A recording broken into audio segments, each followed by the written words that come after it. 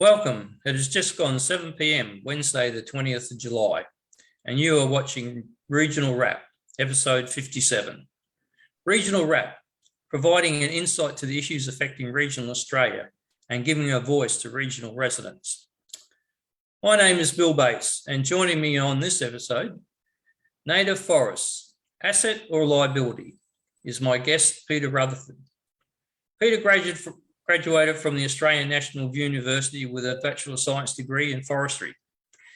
During his career, he worked for government forestry agencies in New South Wales and Victoria. He has been involved in both native and plantation management operations.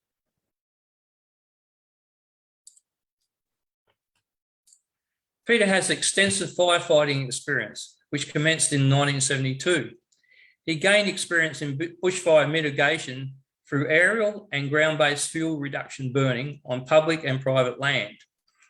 In the private sector, Peter was involved in the management of plantation development and harvesting operations.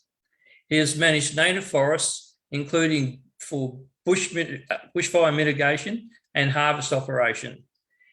He spent time establishing wastepaper collections in Melbourne and other centres to supply the recycled fibre for the newsprint mill at Albury.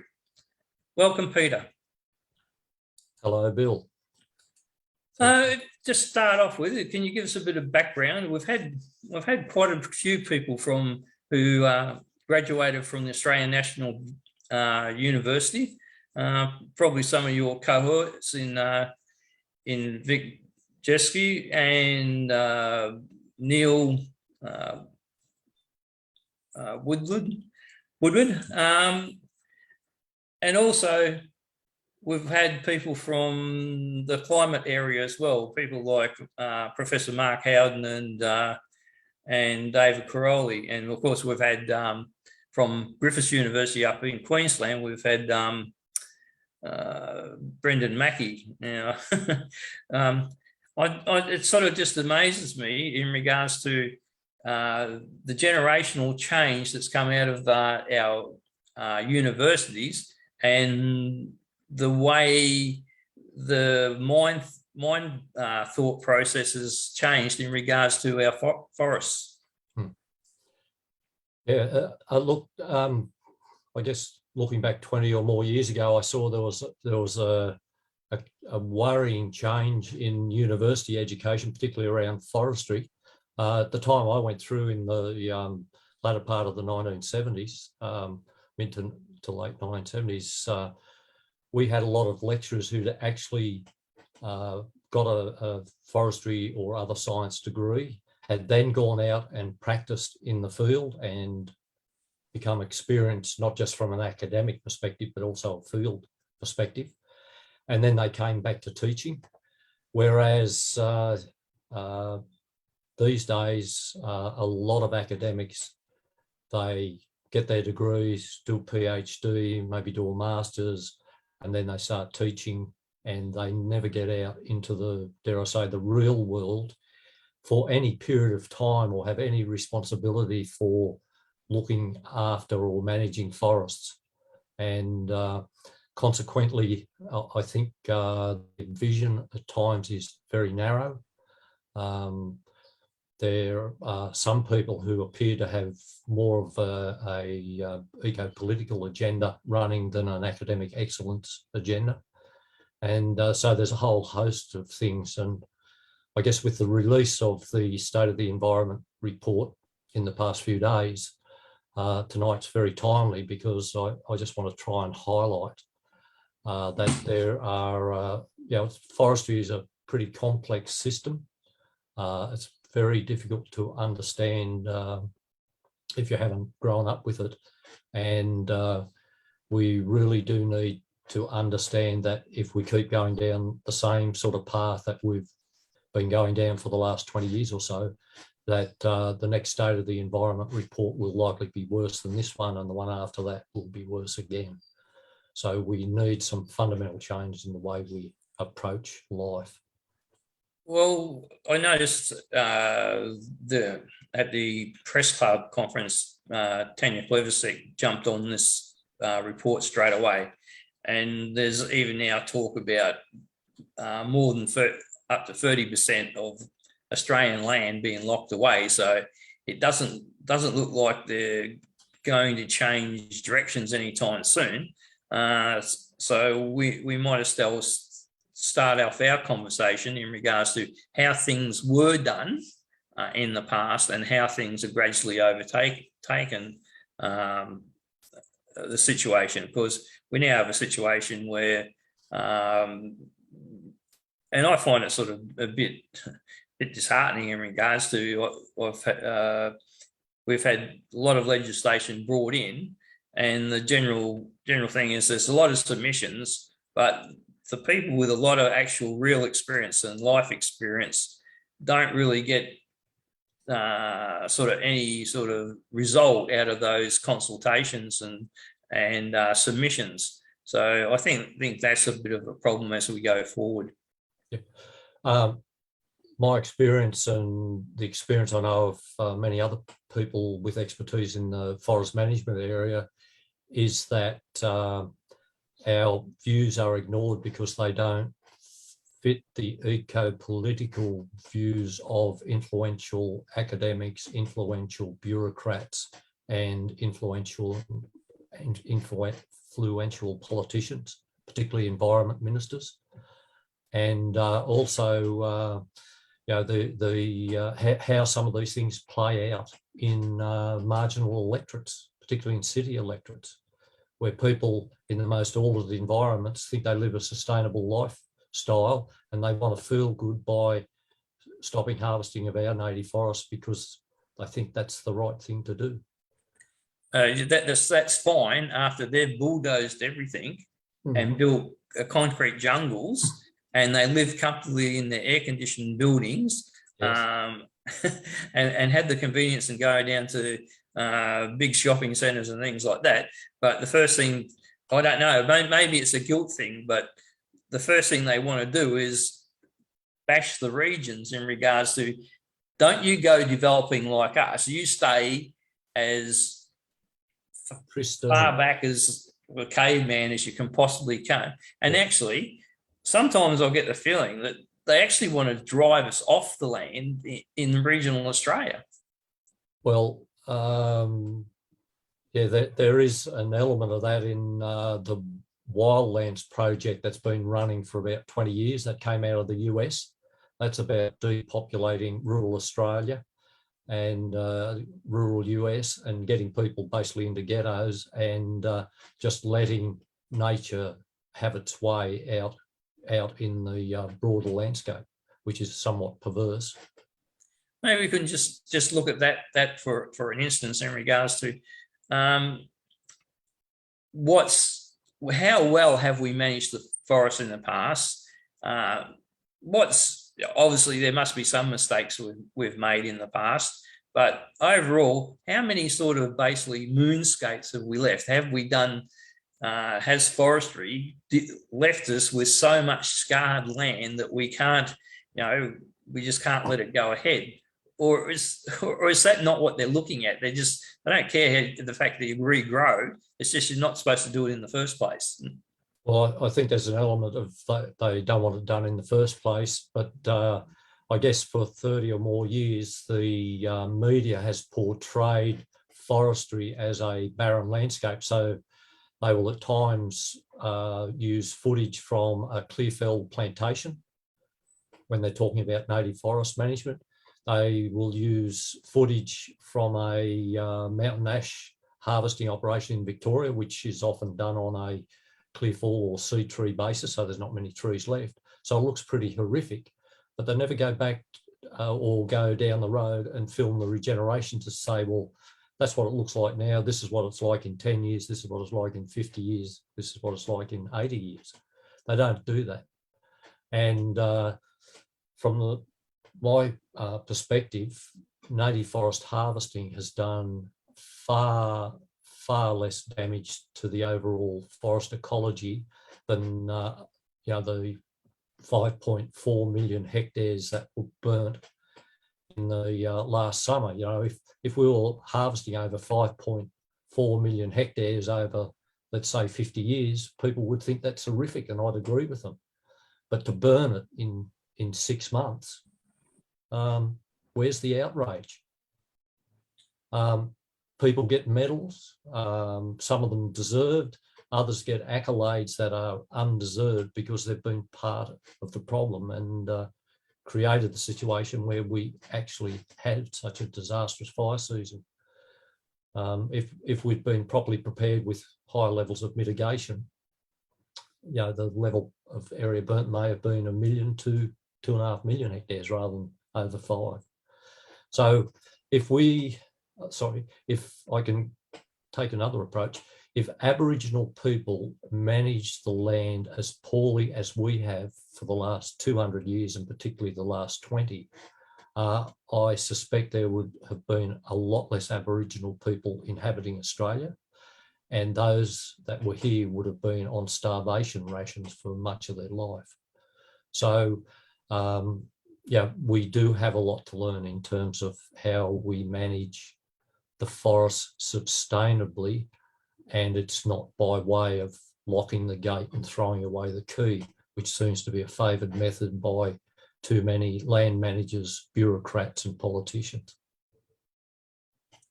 The other thing about locking up and throwing away the key, it's just an invitation to exotic weeds, exotic vegetation, trees, and feral animals. And that's one thing that's happening in northern Queensland at the Cape. Some of the land's been bought up by these NGOs, conservative groups, conservation groups, and basically their thing is buy it up, lock it up and walk away.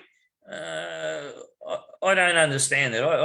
I think Australia and Australians and our politicians should be making sure we get a dividend from every bit of land we own, every bit of land of Australia.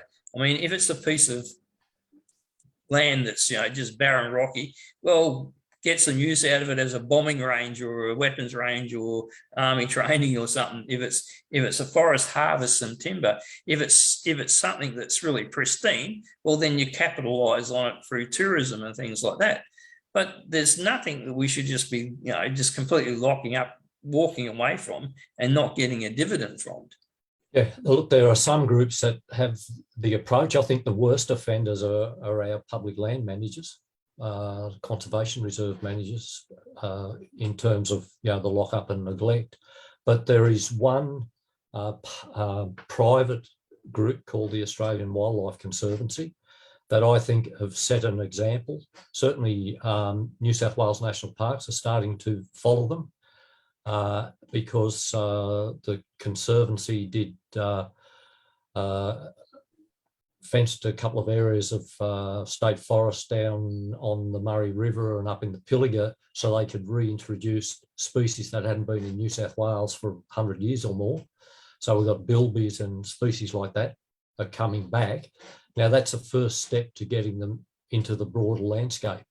But private groups, of which the Australian Wildlife Conservancy is, I guess they've been around for over 20 years, private people have been fighting bureaucracies to be able to do that, to actually conserve some species in the broader landscape, and have had a terrible battle. And it's only in the last few years that public land management agencies are starting to get the idea that, to save some of these species or to reintroduce them, we've got to push over trees, we've got to build feral-proof fences, feral animal-proof fences.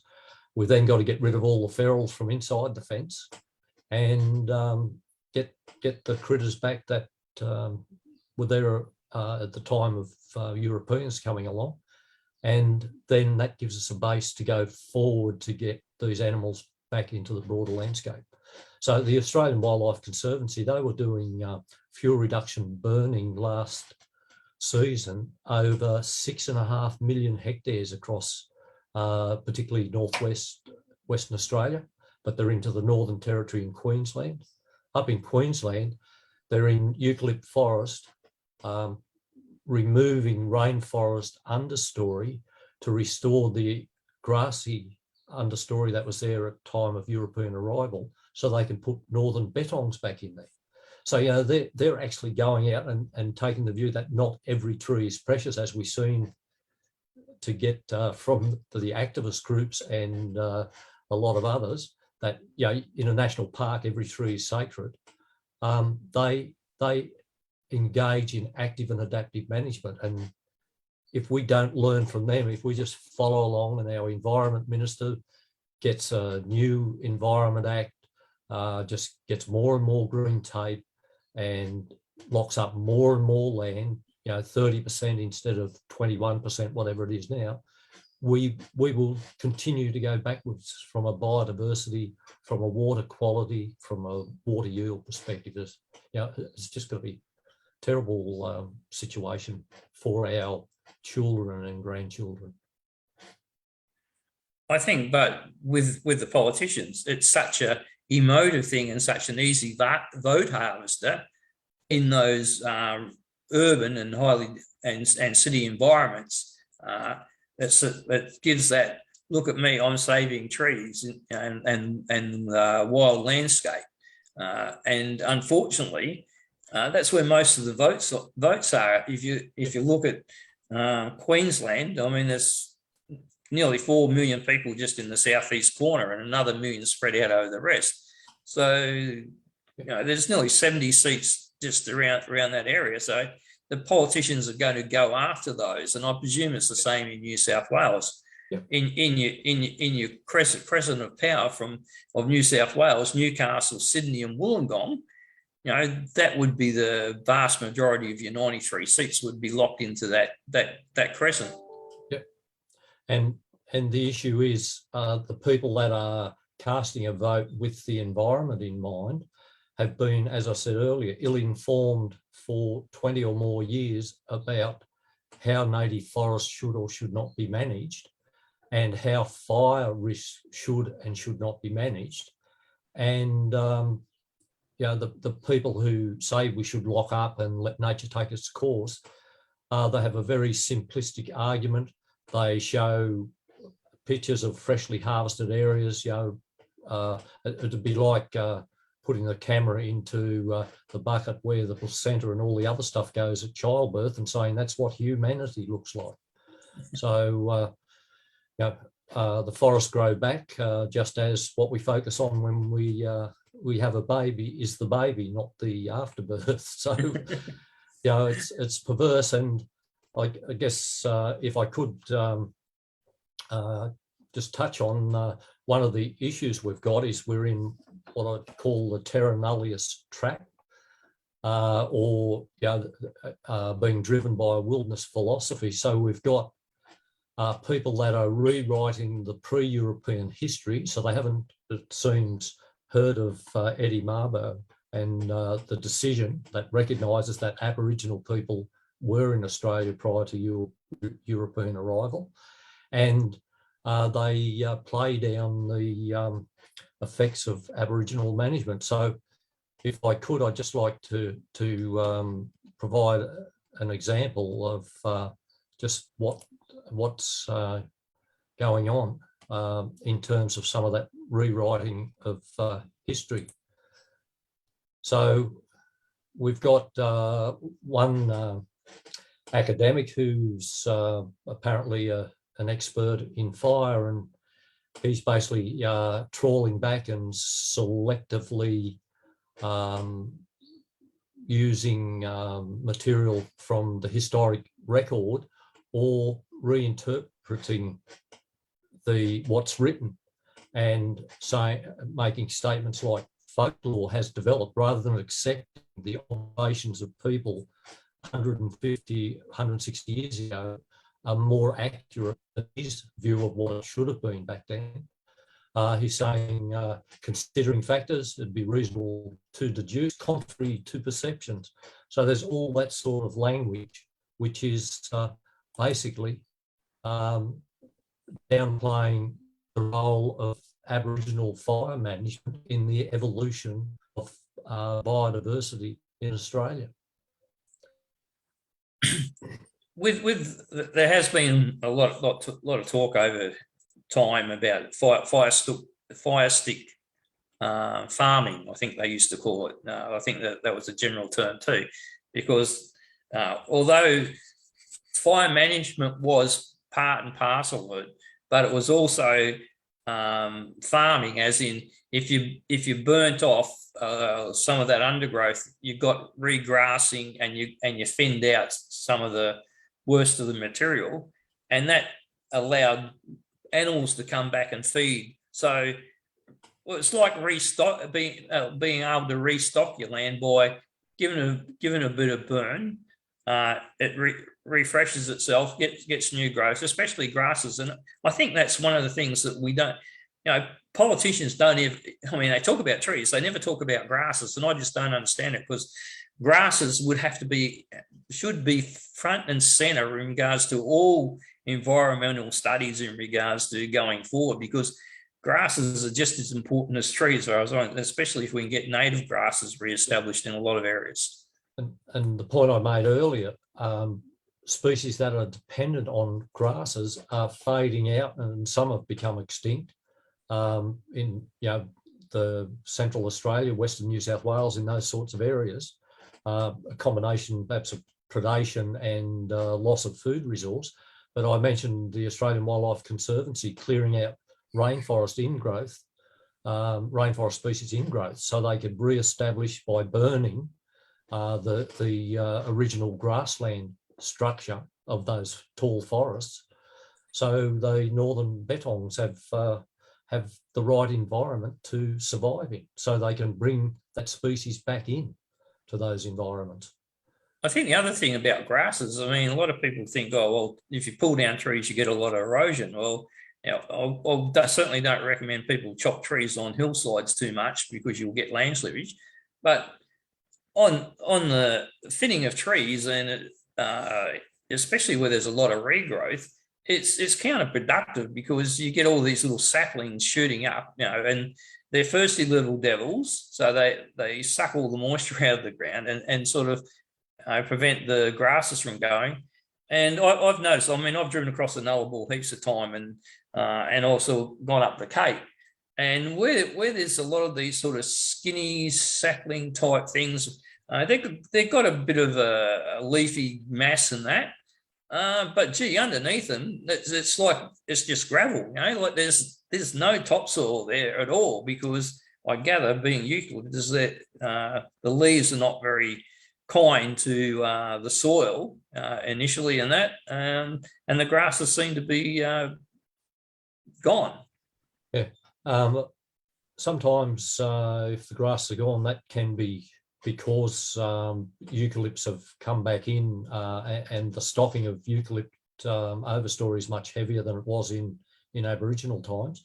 And look, I learned something a few years ago. I'd been burning off since I helped Dad burn tussocks when I was in primary school on our farm, but it was only in the less than 10 years ago I was doing a little trial burning. I had it set up an area of a few hectares, and I thought I would do it on a 3-year cycle to see what happened.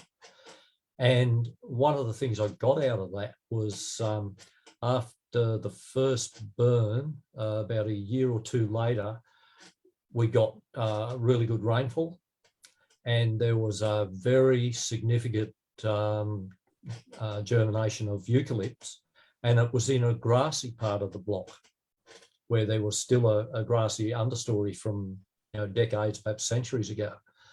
And a year or so later, when I did the burn, even though flame height was generally less than 60 centimetres, just about all those eucalypt seedlings were killed by that fire.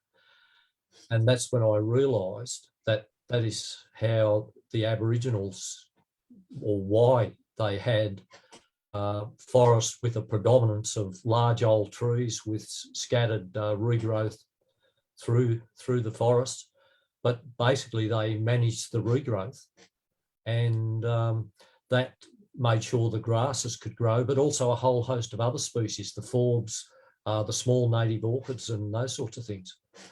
Again, I go back to the early 1980s. I did a fuel reduction burn, and it was I realised in later years it was perhaps the first ecological burn that I'd done, because in the months after that burn, when I was out looking around checking some other things, I noticed that there was a lot of very small, delicate native orchids had appeared. I'd never seen them before. They only grew 10 to 12 centimetres high, had a single flower and a small grassy leaf. And if they were covered by a centimetre or two of leaf material, they would never be able to germinate each spring or early summer, as they had in this case. And the worrying thing is, after the 2019 fires, I was speaking to a parks ranger, and because this area of forest had become national parks a bit over 20 years ago, and I asked if after the fires they'd noticed any of these small native orchids in the forest, because the area hadn't been burnt for the best part of 30 years, and the response was, "I didn't know we had them." So, yeah, why have we got such a terrible state of the environment report? There's a myriad of little things that have built up into, basically, we're in the Titanic and we're heading for the iceberg and we haven't got far to go.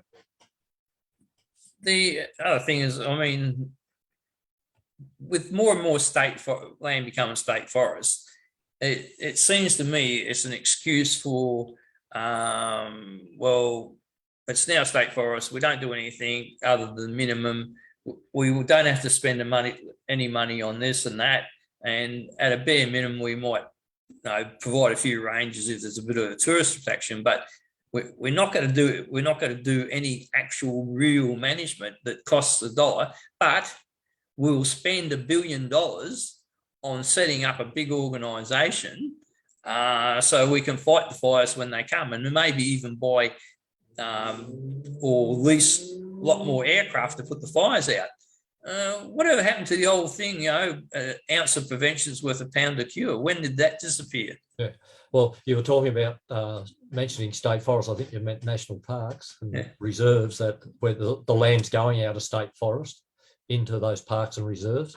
We now have in New South Wales 80% of the available public land is parks and reserves, and 20%, including about over 200,000 hectares of plantation, is so less than 2 million hectares of native forest is state forest, and over 7.5 million hectares is national parks.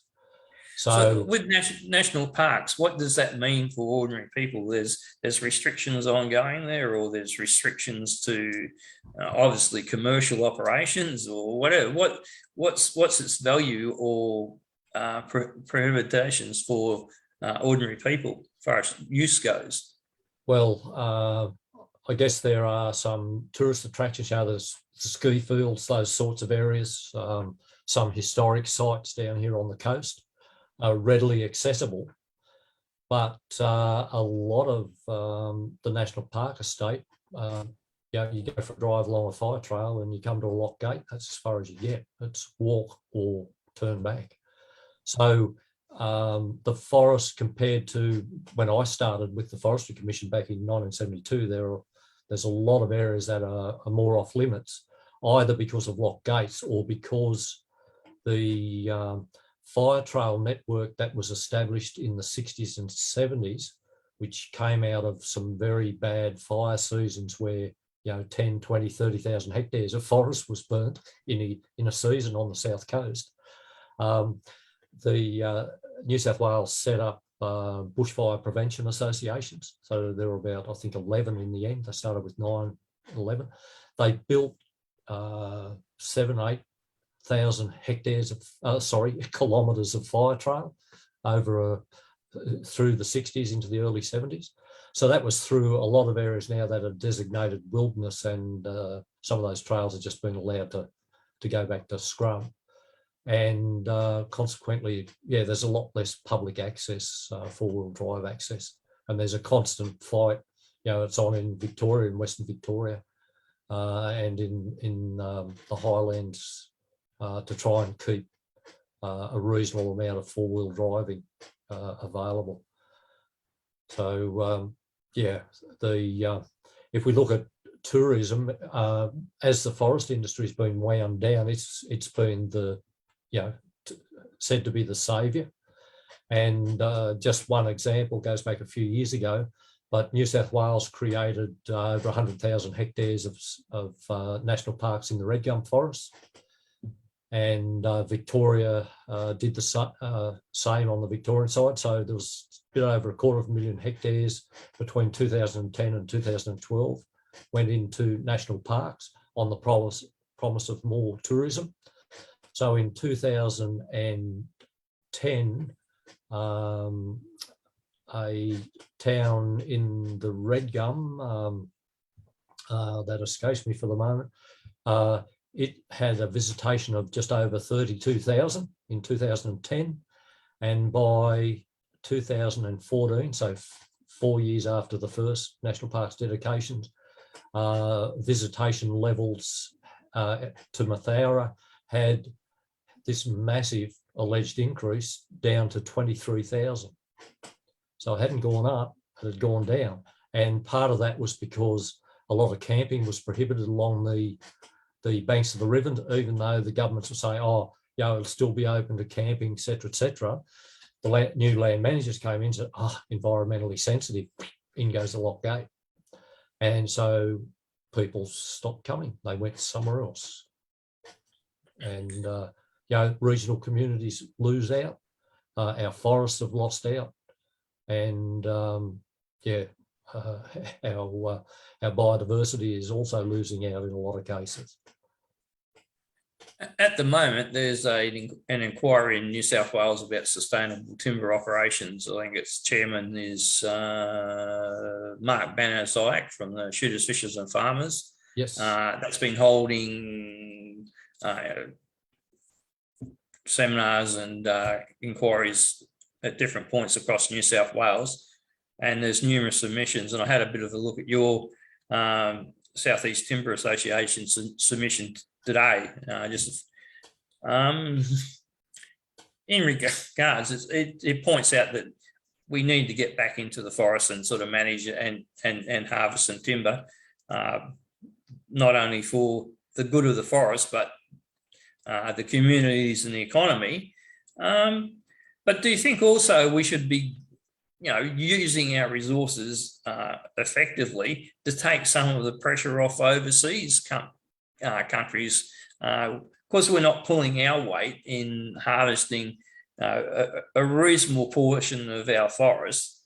Other people are filling that gap, and they're not doing as good as management as we possibly can do. Yeah, well, the way I look at the ongoing close down of the native forest industry in Australia, my view is that it is selfish and immoral that we do that, because when we do that, we aren't saying don't use hardwood timber anymore. We leave that to consumers, we leave that to the supply chain to decide what happens. And unfortunately, this is the sort of outcome we can get. So this harvest operations in central Sumatra, that's a peat swamp that's been drained. The road was originally built in. They cut down the small trees and laid them, and then built the road over the top of the corduroy. Then they got in and drained the peat swamp. Then we can see the harvesting machines down in the left hand of the picture there, cutting down all the trees. We can see the result. We can see the drains here, with very careful to ensure that there's no diesel spills to contaminate the water or anything like that. And then, we've got pulpwood going to big pulp mills in central Sumatra. Australia, when companies have tried to build new pulp mills in the last 20 years or so, there's been a rabid outcry and it hasn't happened. So the pulp mills go to Indonesia, to China and elsewhere, where it's much simpler, and they don't fret about the environmental standards of forest management. So this is what people are in Australia who help with the wind down of the native forest industry. And when talking to a protester at the forest protest one day, and I was going through, well, the timber will come from somewhere. It'll be tropical rainforests in Indonesia, Malaysia, Africa, or South America. And his very thoughtful response was, so what? So I think that, yeah, that's a good point. People just go down to the local Bunnings store, don't look at what's on the label or where it's come from, and yeah, therefore don't push back at the political decisions that have been made, as long as they can keep buying timber from somewhere. I understand the people who are activists and that they've got this agenda, and they, some of them might, definitely hug trees and whatever and think, they're almost sacred.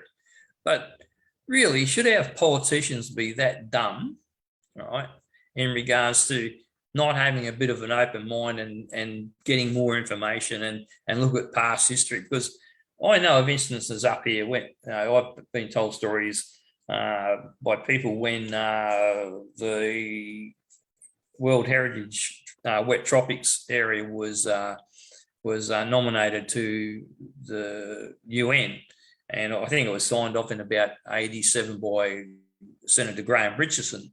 Now, when delegations came up, they were taken by local people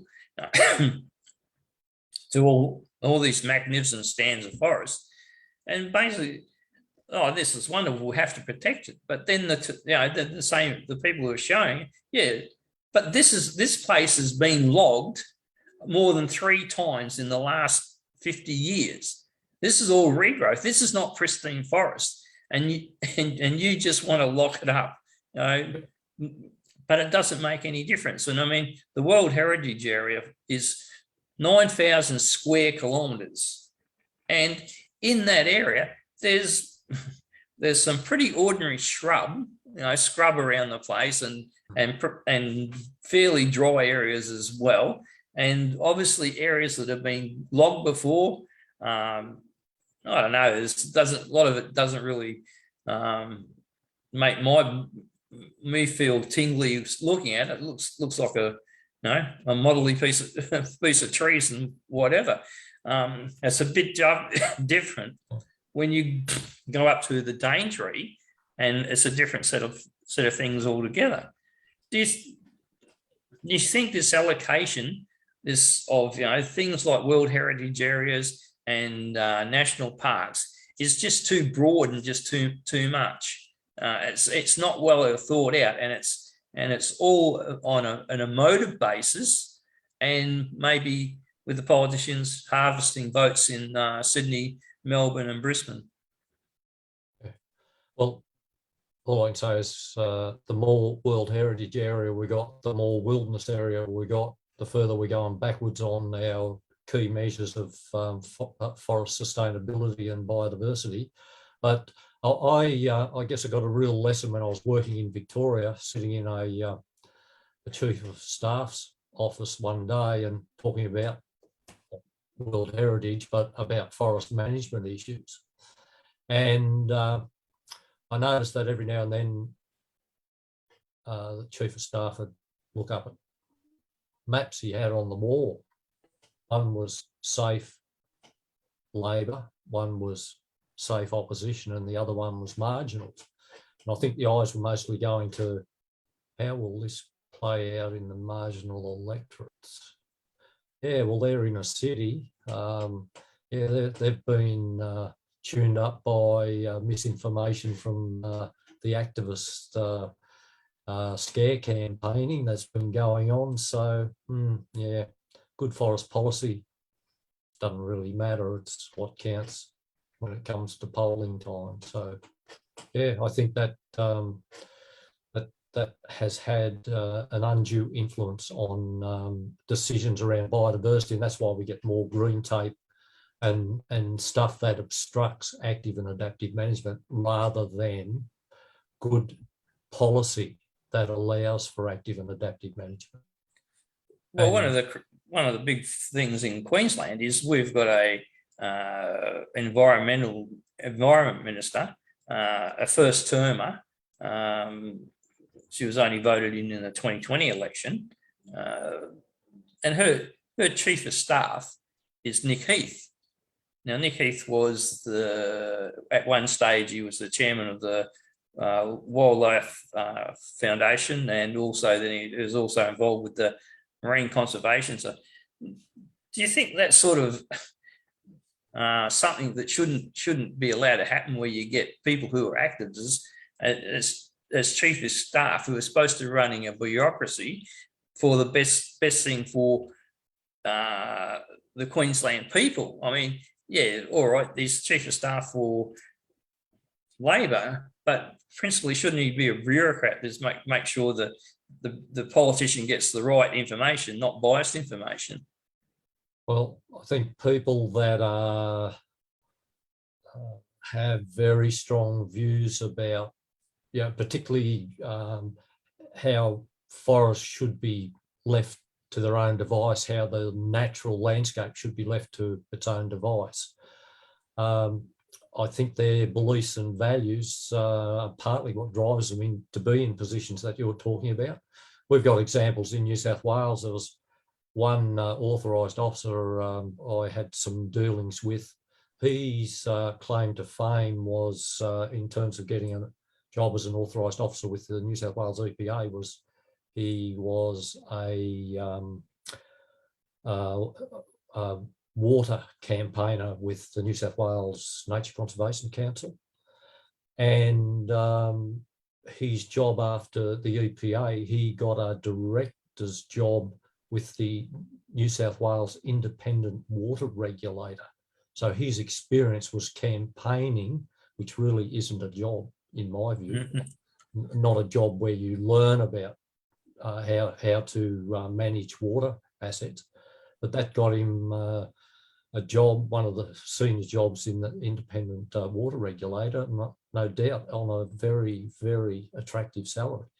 Another person that was very influential in developing the koala strategy, state environment planning policy in 2000, was released in the middle of the bushfires in December 2019.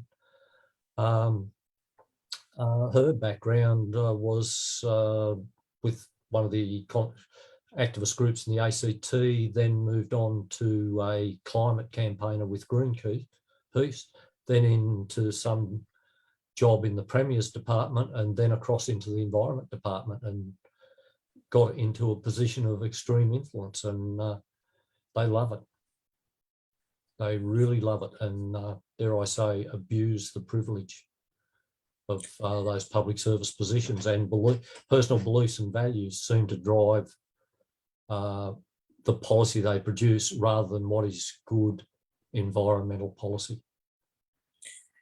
In your time, what sort of percentage of native timber harvesting how much has it declined, like from so many millions of tons to what it is now, and how much is actually available to loggers? Look, I haven't been able to track down in the area of the Monero from Cooma down to the south coast around Eden. Just the change in the sawmilling industry. I could just share that for a moment.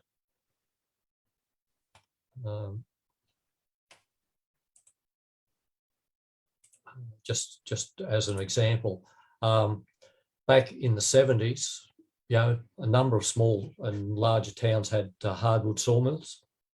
So we can see there was 7 in total: Adaminaby, Cooma, Nimidabel, Bombala, Bega and Eden. And by the beginning of the 2000s, with the creation of national parks prior to that under Bob Carr, then the regional forest agreement through the 90s being developed, and the significant expansions. There was a consolidation of sawmilling at Eden, so one sawmill with a quota of around 30,000 cubic metres. I think the quota of all those mills back in the, dare I say, the good old days would have been more in the 60 to 80,000 range. So I'd say it had at least halved by 2000. And now that mill in Eden is struggling to get resource. It's running part-time. And so just what the future will be is a little hard to tell. One of the things about the industry, people used to criticise the hardwood industry for just making house frames. Well, the industry did respond and move to value-added markets: furniture, furniture, flooring, decking, panelling, a whole raft of value adds. And now, we'll be getting that timber from overseas. Otherwise, we'll perhaps get something made out of some vinyl-y type material with a wood grain appearance on it. So it's, there's been some very big changes in sawmilling, and in East Gippsland in Victoria.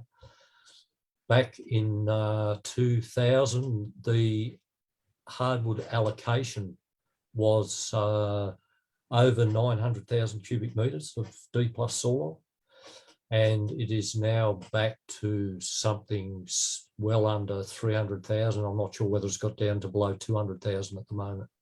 So there's been massive wind down in Victoria. So very.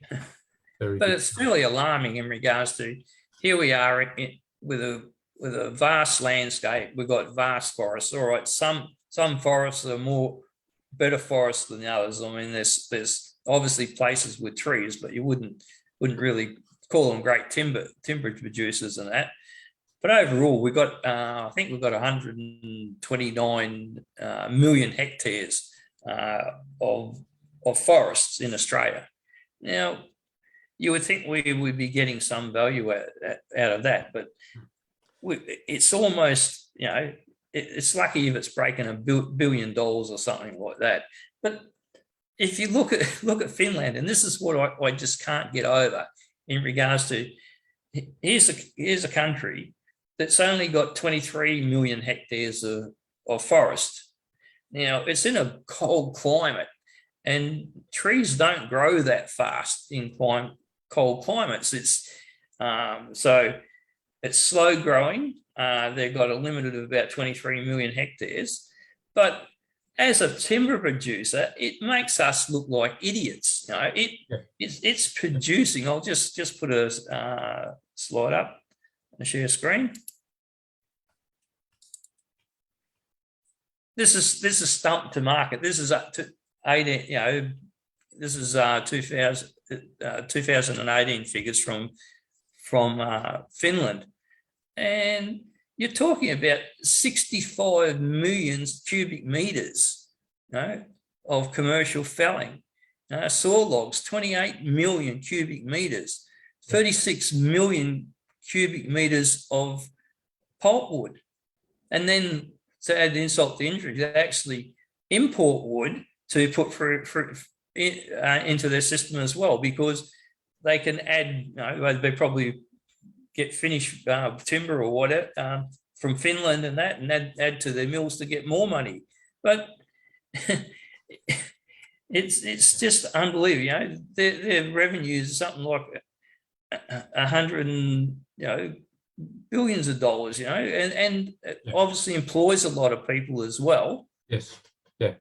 And not only that, the way that industry is set up, I think there's about 60,000 owners of the forest. They own a lot of that as individuals, super funds, trusts, companies, and that. And a lot of families actually make their their livelihood. Yeah. You know, they don't actually have to go out and cut the wood themselves. They can contract someone to cut it. But their livelihood is basic. They've got a plot of ground that can grow some trees, harvest some trees, plant some trees, and just keeps going around, and it keeps them in good money. And there's 66,000 different holdings in Finland. Now, why can't we do something similar, you know, and sort of make people responsible for managing their bit of ground? Green tape is part of the reason. Also, I guess farming in Australia hasn't taken on managing private native forests for timber production to the same extent that has happened in the Scandinavian countries. Just on the thing you were saying about the amount of timber they produce in a cold country, just by contrast, in Australia, typically we would thin eucalypt forests at age 25 to 35. They'd be big enough for commercial thinning. Over there, it's 70 to 80 years of age. They go in and thin, do a first thinning. That's a lot of waiting. So very, very slow growing, yet they produce very, very significant volumes of timber, and their forests regenerate, and all's good. Perhaps their biodiversity, because of the cold climate, is a lot less complex than the biodiversity we have here. So we have a greater challenge in protecting the biodiversity values. But if the current way we're going about protecting those values is by putting them into unmanaged forests and then burning the shit out of everything every decade or two, rather than actively managing the fire risk and timber production from a portion of those forests and so on. We're perhaps Dave Allen put it best. If we're wanting to get sustainable forest management, here's not the best place to be starting to get there. We'd be better off starting from somewhere else if we're going to actually have sustainable forest management. So that somewhere else would be a simpler regulatory framework with an active and adaptive management approach, a change in regulation that brings some discipline to the outrageous claims that can be made about native forest harvesting. So there should be truth in advertising and those sorts of things, and secondary boycotts where activists can go out and encourage people to boycott businesses. You can't do it business to business, but activist organisation to business, they can do it. So there's a whole host of changes in the regulatory way of doing things, and then just changing our mindset that locking up a patch of bush and watching it scrub up and the trees become unhealthy and start to die and all that sort of thing. That is not how Aboriginal people manage their forests. They are far smarter than that. But the other thing too is all this talk about carbon, sequestration and that. I mean, it's the natural way to do things. To sequester carbon is trees, and so if you get a forest, an old forest, and you don't do anything with it, you don't harvest, you just wait till the plan is either to wait till the trees get old, sick and die and fall down and rot, or somewhere along the line there's a major fire event. And so they're carbon, at best they're carbon neutral. If you harvest timber and use it, and there's a lot of uses where it's in use for a long time. I mean, there's some things where it turns to paper and it goes through the carbon cycle fairly quickly again.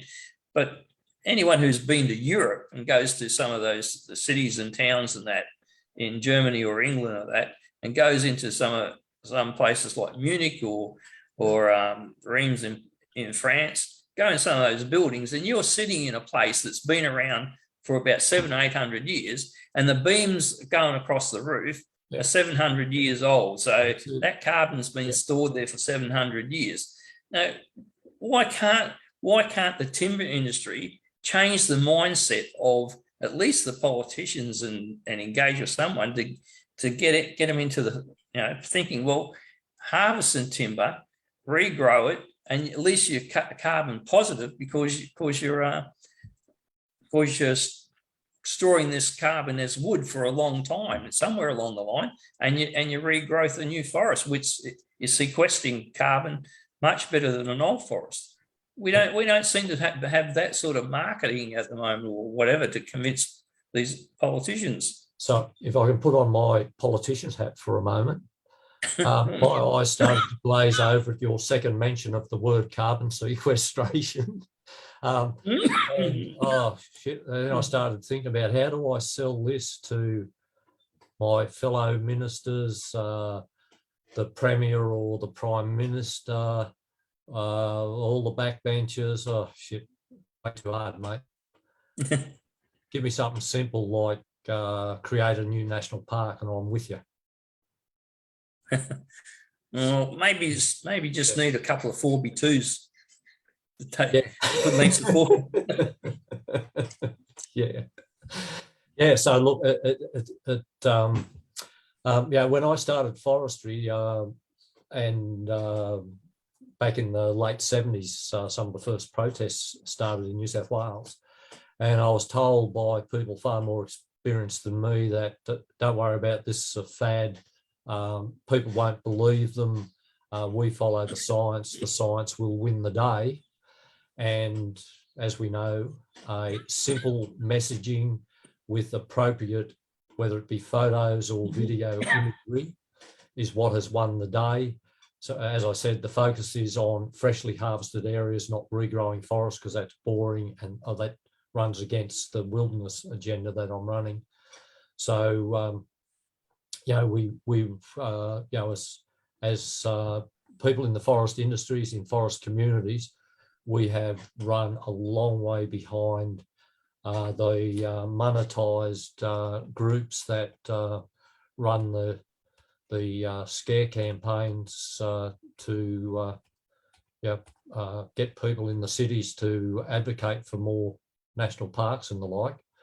And if I could just share the screen just to illustrate that point.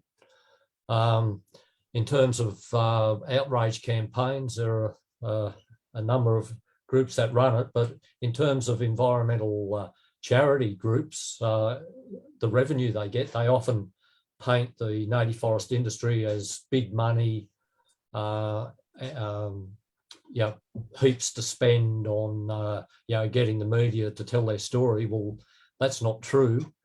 But if we look at the Wilderness Society, they've been able to turn over 236 million in the last 20 years.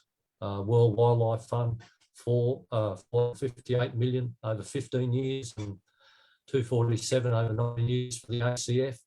And you just have to look on telly, look on the internet, and a lot of their donate to us campaigns are around native forest messaging, koala messaging, icon species, they're using those sorts of things. Basically, but a lot of it focuses on the tiny little bit of native forest that is harvested each year compared to that which is burnt or otherwise desecrated. And we don't have the funds, the people, and we're more limited to sticking to the facts and not being too outrageous in anything that we do to try to promote the sustainability of particularly the native forest industry, but the forest industries more broadly, including plantations. It's a huge challenge.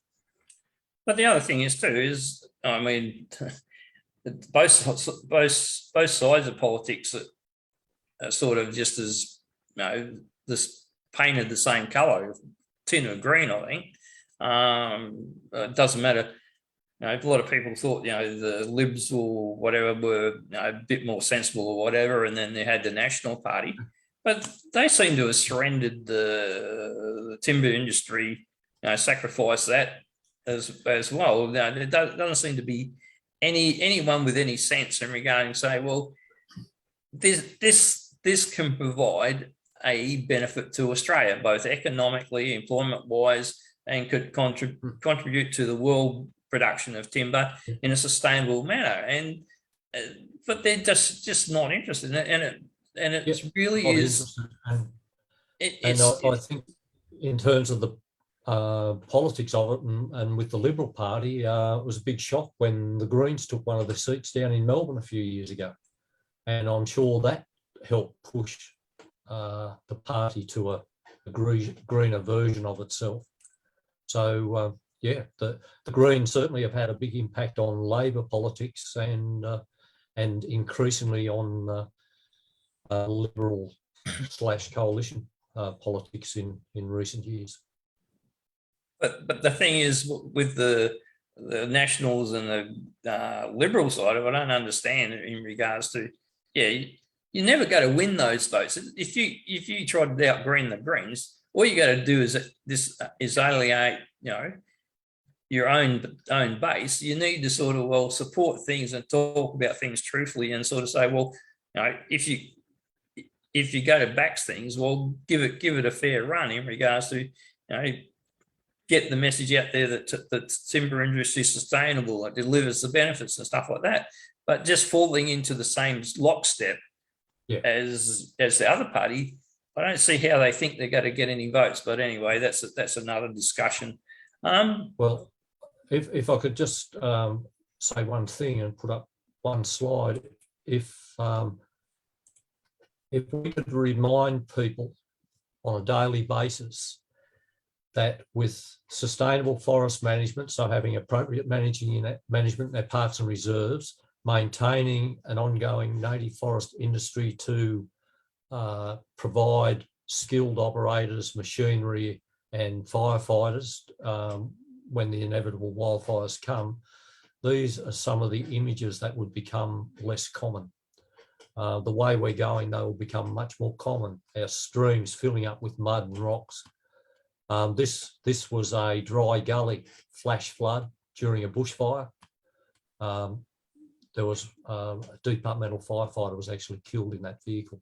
It was swept away when they were getting out away from the storms that were coming, and got hit by a wall of rock and mud. We see the damage to roads. We see the impact on biodiversity, but we see such a tiny fraction of it.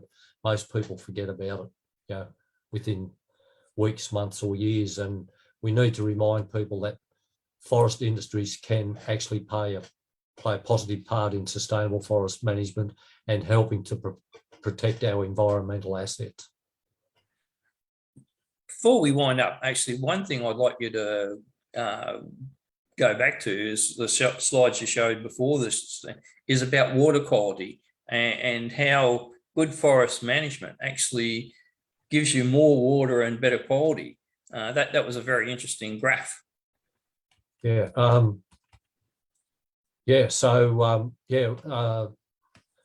been research in Victoria and Western Australia. Unfortunately, a lot of the longer term research has been winding up.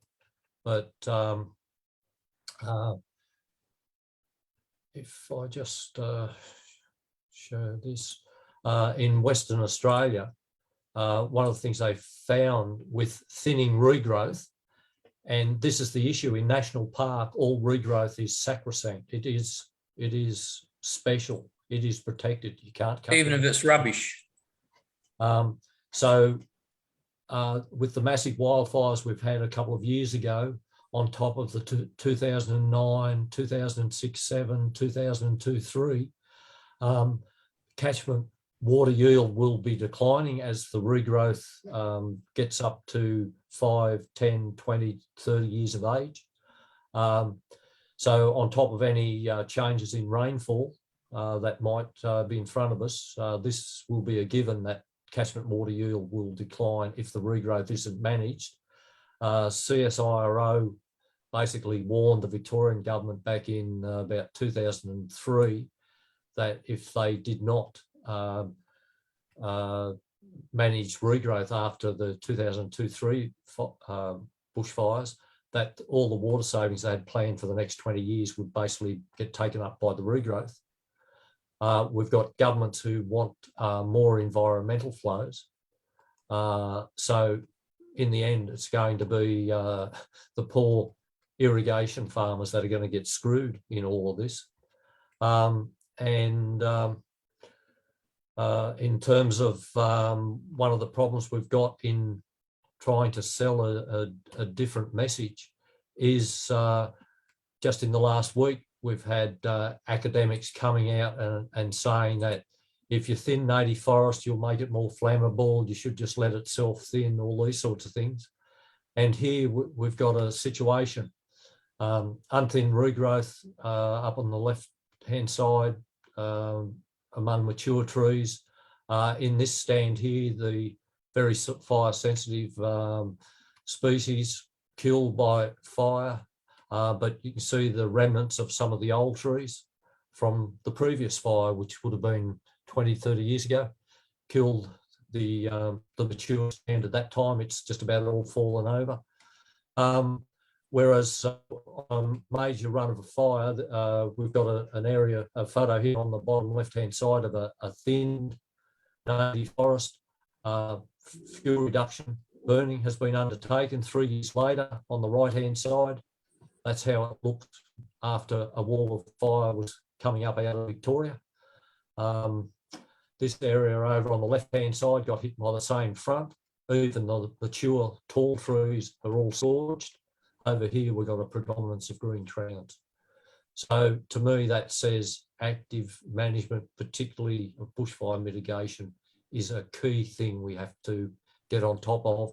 And the changes in bushfire management in New South Wales since 1997 with the advent of the Rural Fire Service, to put it bluntly, we've gone backwards. And parade and being great on the media is no substitute for people who really know their way around a bushfire and know how to effectively allocate resources. So there are multiple failures in terms of the system that needs to come together to deliver sustainable forest management. We've got multiple failures, and fire management, fire mitigation is one, and that is the failure is being exacerbated by academic outputs that basically decry the value of fuel reduction burning, decry the value of thinning. They just look at things from a silo perspective, not from a broad multi-factor perspective. The other thing, I suppose, the government's happy to go along with that because, hey, they not have to employ people to thin the forest and all that sort of stuff and burn off. They just need to have plenty of firefighting resources when the big fire comes. But I mean, that's a terrible way to have your strategy. But so if you didn't have so many areas allocated over to national parks and you had them still available for the timber industry, all that would be going on at no cost to the government. Plus, it would be generating a revenue. I mean, how silly, how stupid can you get? You've got a situation where you've got someone else to do it. They make a buck. They pay their taxes. They can cut down our imports of timber and maybe even export. So it adds to the national wealth. And you say, oh no, we'll just shut all that up and just invest in a few $1 billion worth of firefighting resources. Yeah, well, in 2019-20, the RFS spent $255.5 million on aircraft hire, and there has not been, to my knowledge, any cost-benefit analysis to see how effectively that more than a quarter of their budget for that year was spent. Now, why can our fire service be able to spend so much money and there not be some level of accountability in terms of how effective that is against putting $50 million a year into mitigation programs, including fuel reduction burning? Now, these are the questions that don't get asked. by governments of their agencies. These are the issues that some of the fire agencies actively dodge, and they just come out and have their photo opportunity with the relevant minister in front of the next big large air tanker they've just bought, and everyone thinks, great, aren't they doing a great job? And the few of us that are left that have actually grown up with mitigating and managing bushfire risk and fighting bushfires with way less resources than we have these days, shake our heads and say, shit, glad we're too old to go out anymore. Yeah, but they're not making the future look too rosy, are they? Look, we've gone over the hour. We'd like to wrap it up there. Just if you want to finish up with any final points in regards to how do you think the submissions or going to the inquiry for New South Wales logging, how will all that sort of fare? Will New South Wales at least hold on to some timber industry, or you think it's got to go the same way as West Australia? Well, the worrying thing is one of the submissions that was sent back in March of this year came from a consultant engaged by the ANU to look at the forest industry in southern New South Wales, and they basically concluded that there would be a benefit of $2 million a year over the next 30 years if the industry was shut down. And those of us that have read it and have a little bit of understanding of industry and economics think it is absolutely fundamentally flawed document and should be withdrawn, but it was presented now as evidence. And in simple terms, how someone can say that stopping harvesting and not having to pay for the harvest, haul and processing costs of logs in southern New South Wales, of hardwood logs, that saving of $80 million is a net benefit to the economy. How they can say that, that's an offset, to the loss in sales. It just defies logic, and it says that one of the things we need to do is perhaps have an integrity commission that looks at research, and we also need a major review of our firefighting and forest management generally.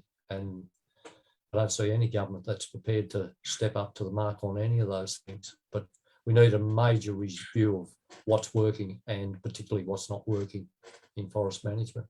Do you think we've got to, with this lack of real deep thought and sort of looking at things properly, seeing that has gone, how many mega fires do you think we'll have to go through till it dawns on the powers that be that, maybe we aren't doing the right thing?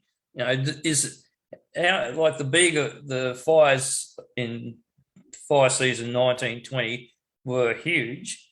Do we have to go to, say, in the 2030s, early 2030s, have another one, and again within 5 or 10 years later have another one?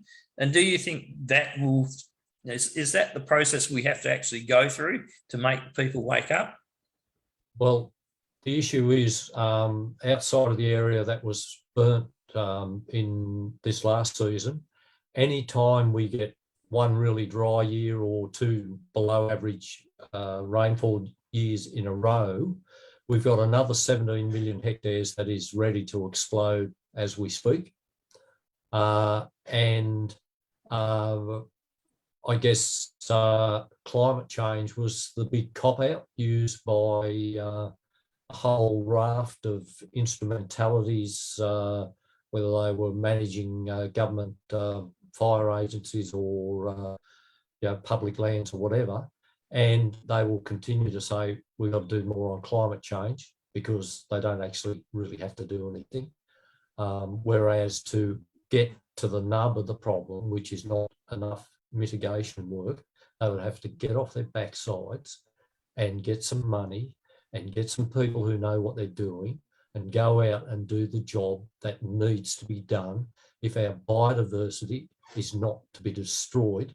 Because at the moment, our lack of appropriate forest management around fire mitigation is pushing us to the next wave of flora and fauna extinctions in this country. But no, it'll be blamed on climate change because that was already flagged in the State of the Environment report, and it's already been flagged in other publications and things. So, yeah, climate change is a cop-out for crap management, if I could put it bluntly.